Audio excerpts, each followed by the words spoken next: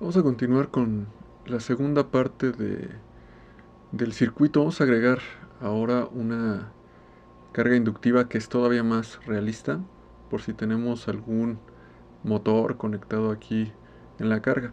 El circuito es el mismo del video anterior que hemos estado revisando. Todos los componentes son iguales, los periodos también, pero vamos a ver el efecto ahora de conectar un inductor en nuestra parte de la carga. Entonces habíamos visto anteriormente que cuando cerrábamos este interruptor, este estaba abierto, entonces la corriente circulaba en este sentido. Sin embargo, cuando desconectamos este interruptor y está el tiempo muerto entre los dos, la inductancia ya tiene energía almacenada. Entonces esa energía tiene que fluir hacia algún lado y lo hace a través del diodo de libre camino que tiene conectado el MOSFET internamente. Entonces, si veíamos el circuito cuando se cierra este interruptor, la corriente fluye en este circuito, pero cuando se abre este interruptor en el tiempo muerto y este también está abierto, ¿qué pasa con la corriente de la inductancia? Regresa a través del diodo. Ajá. Entonces, conduce encendido y cuando lo apagamos la corriente regresa a través del diodo. Y luego, como ya está en conducción y entra en conducción pues la corriente pues ya ahora fluye hacia acá a través de este interruptor hacia la fuente. Y cuando apagamos este interruptor y viene el tiempo muerto entre cuando están apagados ambos, si la corriente venía en este sentido, ahora va a fluir en este sentido a través del diodo.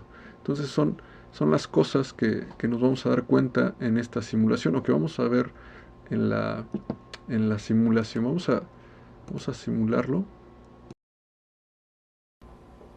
Voy a poner, como puse anteriormente, las dos pantallas para que lo podamos ver.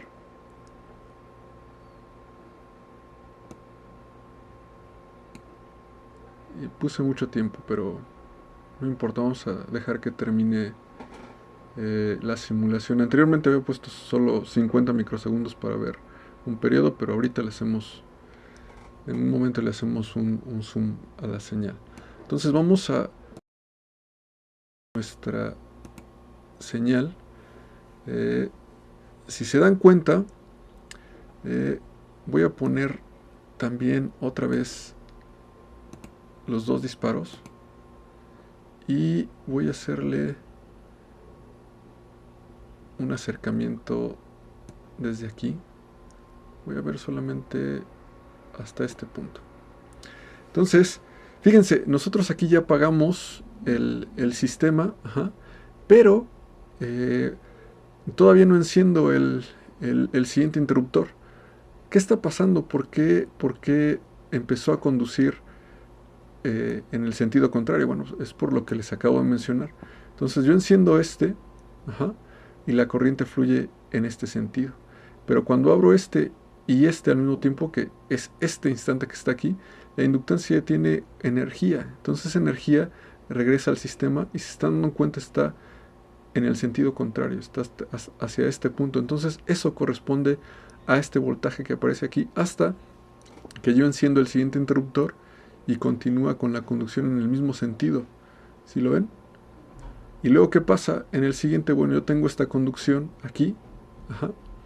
Y cuando apago ambos, se dan cuenta, se fue hacia el otro lado. ¿Por qué? Porque ahora la inductancia tiene energía y la está regresando a través de el diodo en este sentido. Entonces, este es el pequeño espacio que vemos aquí. Y sería la modificación con respecto al circuito anterior. Voy a agregar, como tenemos una inductancia, la corriente es diferente. Entonces vamos a ver cómo cambia la corriente en este circuito al tener una inductancia conectada en serie con una resistencia. Entonces se empieza a cargar. Aquí se empieza a descargar este pequeño pedacito donde se está descargando y aquí apoyado por la fuente cambia el sentido de la corriente. En este caso tenemos 57 miliamperes y menos 95 miliamperes. Esto debido pues también en una parte al tiempo muerto que estamos utilizando aquí. Voy a hacer más pequeño el duty para que vean el efecto de la inductancia en ambas. En este caso voy a poner, voy a cambiar los valores, voy a poner 3.6, que ya habíamos cambiado ese valor anteriormente. Lo voy a hacer en las dos para que veamos el efecto de esa corriente que les estoy, y el efecto que tiene el inductor en el circuito. Entonces vamos a correr la simulación y vamos a esperar.